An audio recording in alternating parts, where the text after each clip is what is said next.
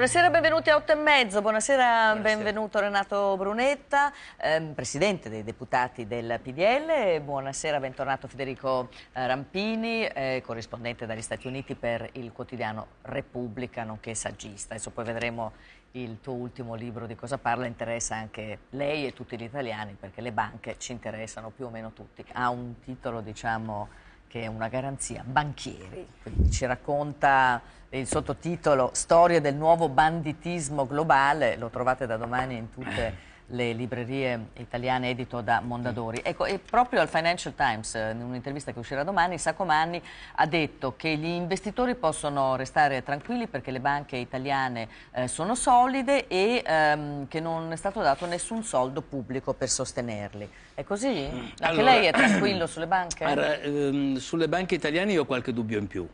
Anche se gli ultimi stress test hanno premiato le banche italiane, più delle banche tedesche per esempio, che non stanno messe tanto bene, soprattutto le banche tedesche periferiche, chiamiamole così, le casse di risparmio. Le banche italiane sono sottocapitalizzate, sono strapiene di titoli di Stato e quindi da questo punto di vista hanno una debolezza non da poco, perché sono molto sensibili agli andamenti degli spread. Più alto lo spread, più basso il valore, quindi devono stare molto attente da questo punto di vista. Le banche non hanno fatto ristrutturazioni dal punto di vista tecnologico, quindi io non sarei così. Anche se, ripeto, Saccomanni a Londra ha fatto bene a vendere il prodotto Italia e a sorridere.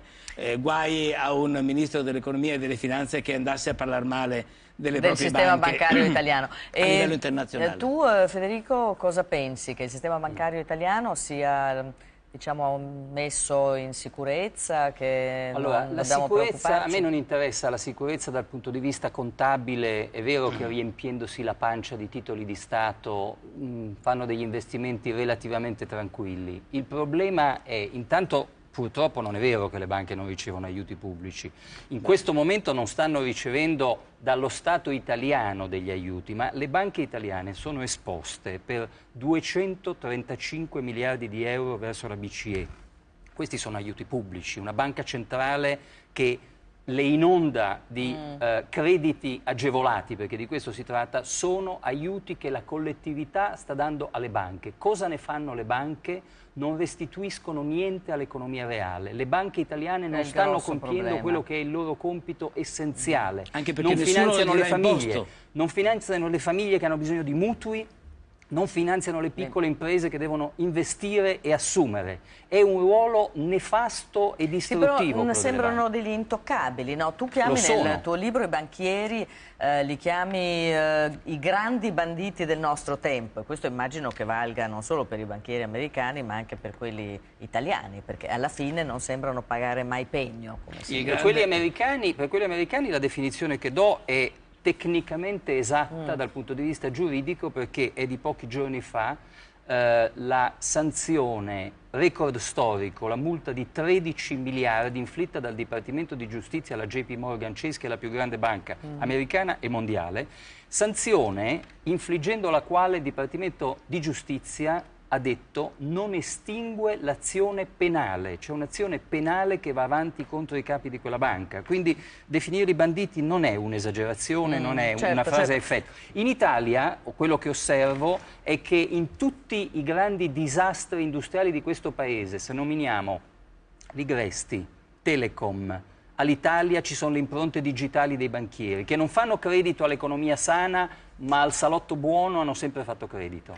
Su questo sarà d'accordo anche lei, Brunetta. E a proposito di Ligresti, c'è il caso della ministra Cancellieri, no? Che domani non c'entra arriva assolutamente in nulla. Parlamento. No, io volevo citare il suo che Bertolt Brecht, che diceva che fondare una banca era come sfondare una banca.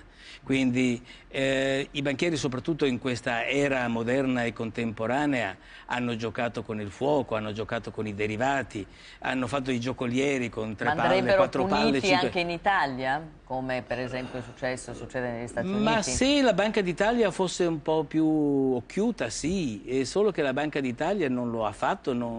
Da noi c'è stata la foresta pietrificata. La foresta pietrificata era l'immagine che veniva data del sistema bancario prima della grande riforma ed era un sistema in cui non cambiava nulla. Ha ragione Rampini, grandi profitti, poco rischio e anzi grande responsabilità sulla mancata modernizzazione della nostra economia. Le transazioni finanziarie, questo è uno dei temi del mio libro, sono cresciute in maniera talmente smisurata. Noi viviamo in un mondo completamente distorto dal peso abnorme della finanza e da questa crisi non si esce se non si ridimensiona il peso della finanza.